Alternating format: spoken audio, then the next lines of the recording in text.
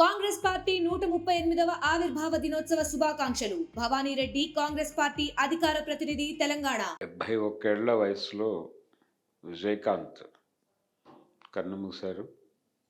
ఈయన అంటే విజయకాంత్ అనేది తెర పేరు మాత్రమే. విజయ్ అలగర్ స్వామి. ఈయన అసలు పేరు విజయ్ అలగర్ స్వామి. ఈయన మధురై ప్రాంతం నుంచి సినిమా ఇండస్ట్రీలోకి వచ్చారు. ఈయన వచ్చే టైంకి రజనీకాంత్ హడావిడి నడుస్తోంది. సూపర్ స్టార్ రజనీకాంత్ హడావిడి జరుగుతోంది. కొంత ఈయన నటన మీద రజనీకాంత్ ప్రభావం కూడా కనిపించేది. ఆ టైంలో చాలామంది రజనీకాంత్ ఇమిటేషన్ ఉండేది.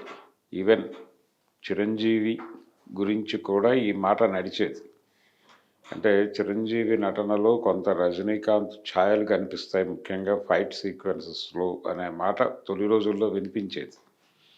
ఇలా రజనీకాంత్ ప్రభావం నడుస్తున్నటువంటి రోజుల్లో సినిమా పరిశ్రమలోకి ఎంట్రీ ఇచ్చాడు. ఈయన మొదటి సినిమాలో విలన్గా నటించినా కానీ తర్వాత ఆయన హీరోగా మారారు. అంటే వీళ్ళందరూ రజనీకాంత్ కూడా ఎర్లీ డేస్లో విలన్గా చేసిన వాడే, చిరంజీవి విలన్గా చేసిన వాడే.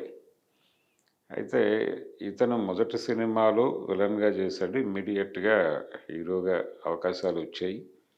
అయితే ఇతని నటనలో కూడా రజనీకాంత్ ప్రభావం ఉండేది అనేది చెప్పక తప్పదు. ఇతని పేరు కూడా విజయకాంత్ అని పెట్టుకోవటం వెనకాల కూడా రజనీకాంత్ ప్రభావం. విజయ్ అలగర్ స్వామి విజయకాంత్గా మారటం వెనకాల రజనీకాంత్ ఇన్ఫ్లుయెన్స్ ఉంది. అయితే అంతవరకే ఫైట్స్ వీటిలో తనదైనటువంటి పద్ధతిలో వెళ్ళిపోయాడు. యాక్షన్ హీరోగా ఎమర్జ్ అయ్యాడు ఇతను.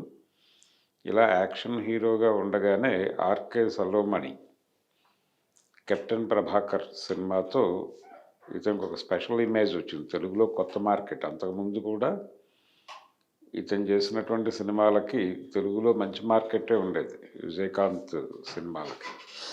అయితే ప్రభాకరన్ తర్వాత కొంత మార్కెట్ యాడ్ అయింది. కెప్టెన్ అనడం మొదలైంది అప్పటి నుంచి. ఈయన సినిమాలు తెలుగులో చాలా రీమేక్ అయినాయి. చిరంజీవి గారికి చాలా పేరు తీసుకొచ్చినటువంటి ఠాగూర్ సినిమా, ఒరిజినల్ తమిళ వెర్షన్ మురుగదాస్ డైరెక్ట్ చేసిన రమణలో హీరో విజయకాంతే. విజయకాంత్ అంటే నటుడిగా అతని స్క్రీన్ ప్రజెన్స్ చాలా బాగుండేది. అలాగే సౌత్ ఆడియన్స్ ఏం కోరుకుంటారో అది ఆయన నటనలో పలికేది. అందుకని పర్టికులర్గా సౌత్ మాస్ ఆడియన్స్ పల్స్ బాగా తెలిసినటువంటి నటుడు అతను. అందుకని ఆయన సినిమాలు చాలా ఎమోషనల్గా కనెక్ట్ అయ్యేవాళ్ళు ఆడియన్స్. ఇది విజయకాంత్ ప్రభావం. ఆయన నెమ్మదిగా తమిళ రాజకీయాల్లో కూడా ప్రవేశించారు. తమిళనాడులో ఉన్నటువంటి ప్రత్యేక లక్షణం అది. అంటే మొదటి నుంచి తమిళ సినిమా పరిశ్రమ, అలాగే తమిళ రాజకీయం, ఈ రెండు కలిసి ప్రయాణం చేయటం మనకు తెలుసు.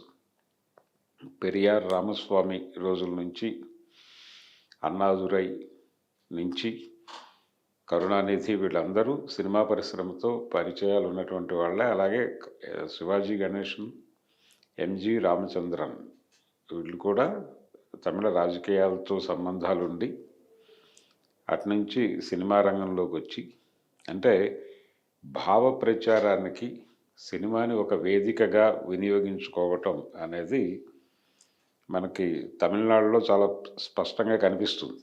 అందుకని తెలుగులో కంటే కూడా ఎక్కువ సినిమా వాళ్ళు రాజకీయాల్లో కనిపించడం అనేది తమిళనాడులో చూస్తాం మనం. ఈ క్రమంలోనే విజయకాంత్ రాజకీయ ప్రవేశం చేయటం, ఆయన పొలిటికల్ పార్టీ పెట్టడం, 2 సార్లు ఆయన ఎమ్మెల్యేగా గెలిచాడు. ఒకసారి ప్రధాన ప్రతిపక్ష నాయకుడిగా శాసనసభలో వ్యవహరించినటువంటి సందర్భం ఉంది. డిపాజిట్లు కోల్పోయిన సందర్భం కూడా ఉంది. అయితే విజయకాంత్లో ఒక గొప్పతనం ఏంటంటే అలా నిలబడ్డాడు.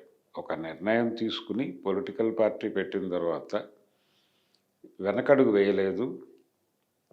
ఇది మన కప్ ఆఫ్ టీ కాదు అనుకుని వదిలిపెట్టి వెళ్ళిపోలేదు. నిలబడ్డాడు అక్కడే. అవే అభిప్రాయాలతో నిలబడ్డాడు. దానికి ప్రజల అప్రిసియేషన్ దొరికింది. తెలుగులో చిరంజీవి గారు పార్టీ పెట్టారు, ఎన్టీ రామారావు గారు పార్టీ పెట్టాడు. ఎన్టీ రామారావు గారికి విజయం వచ్చింది కాబట్టి ఆయన కొనసాగాడు, లేకపోతే ఏం ఆలోచించేవాడు అనేది అప్పుడు వ్యవహారం. కానీ చిరంజీవి గారు ఎప్పుడైతే ఆయన అనుకున్నన్ని సీట్లు రాలేదో ఆయన పార్టీని నెమ్మదిగా కాంగ్రెస్ పార్టీలో విలీనం చేసి ప్రజారాజ్యాన్ని ఆయన రాజకీయ వేదిక నుంచి సినిమా తెర మీదకి షిఫ్ట్ అయిపోయారు. కానీ విజయకాంత్ అలా కాదు. విజయకాంత్ నిలకడగా నిలబడ్డాడు. గత కొద్ది కాలంగా ఆయన ఆరోగ్యం బాగాలేదు, చాలా తీవ్రమైనటువంటి అనారోగ్య సమస్యలతో బాధపడుతున్నారు ఆయన. చాలాసార్లు హాస్పిటల్లో చేరాల్సి వచ్చింది. చేరిన ప్రతిసారి అభిమానులు, ఆయనకి రాజకీయంగా అభిమానులు ఉన్నారు, అలాగే సినిమా నటుడిగా ఆయనకు అభిమానులు ఉన్నారు. ఇలా ప్రతి సందర్భంలోనూ విజయకాంత్ హాస్పిటల్లో చేరిన ప్రతి సందర్భంలోనూ అది వార్త అవుతూ వస్తుంది. ఇప్పుడు రీసెంట్గా మళ్ళీ ఆయన హాస్పిటల్లో చేరాడు. గత కొద్ది కాలంగా హాస్పిటల్లోనే ఉన్నాడు. ఊపిరితిత్తులకు సంబంధించిన సమస్యతో బాధపడుతున్నాడు ఆయన. ఈ ప్రాసెస్లోనే కరోనా అటాక్ అయింది. కరోనా అటాక్ అయిన తర్వాత ఆయనకున్నదే ఊపిరితిత్తుల సమస్య. దీంతో ఇది అటాక్ అవడంతో మరింత అది సమస్యాత్మకంగా మారి కన్ను మూశారు. అంతా కలిపి ఆయన వయసు 71. నిజానికి అది పెద్ద ఏజ్ కాదు. ఆయనతో పాటు నటన ప్రారంభించిన వాళ్ళు ఇంకా నటిస్తున్నారు. ఆయనకి ప్రేరణగా నిలిచినటువంటి రజనీకాంత్ గారు ఇంకా నటిస్తున్నాడు. రజనీకాంత్ కూడా అంత ఇమేజ్ ఉండి పొలిటికల్ పార్టీ పెట్టి జనంలోకి రావడానికి కొంత సంశయించాడు. అంటే ఇమేజ్ ఒకటే కాదు ప్రజల్లోకి వెళ్ళటానికి ఇంకేదో కావాలి. ఆ ఇంకేదో అనేది విజయకాంత్ దగ్గర దొరుకుతుంది. అందుకని జనం ఆయనతో ట్రావెల్ అయ్యారు. పొలిటికల్ పార్టీ పెడతానని డేట్ అనౌన్స్ చేసి ఆఖరి నిమిషంలో డ్రాప్ అయ్యాడు రజనీకాంత్. కమల్ హాసన్ పార్టీ పెట్టినప్పటికీ ప్రభావం చూపించలేకపోయాడు. విజయకాంత్ కంటే పెద్ద హీరో కమల్ హాసన్, అతని మార్కెట్ పెద్దది. అయినప్పటికీ రాజకీయ రంగంలో విజయకాంత్ వేసినటువంటి ప్రభావాన్ని వేయలేకపోయాడు. విజయకాంత్ నటించేటప్పుడు కూడా, ఆయన సినిమాలు ఏదైనా చూడండి మీరు, ఆయన నటించేటప్పుడు చాలా ఇంటెన్స్తో ఉంటాడు. ఆ క్యారెక్టర్నే చూస్తున్నాం అనేటువంటి అనుభూతి కలిగిస్తూనే విజయకాంత్ కూడా ప్రత్యేకంగా కనిపిస్తాడు, ఏ క్యారెక్టర్కి ఆ క్యారెక్టర్. రెండోది, ఆయన చేసిన క్యారెక్టర్లో చాలా పోలీస్ పాత్రలు ఎక్కువ చేశాడు ఎర్లీ డేస్లో.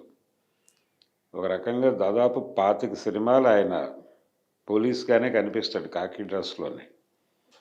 రిపీటెడ్గా కాకి బట్టలు వేస్తున్నాడు ఇతను అనే విమర్శ కూడా వచ్చింది ఓ దశలో.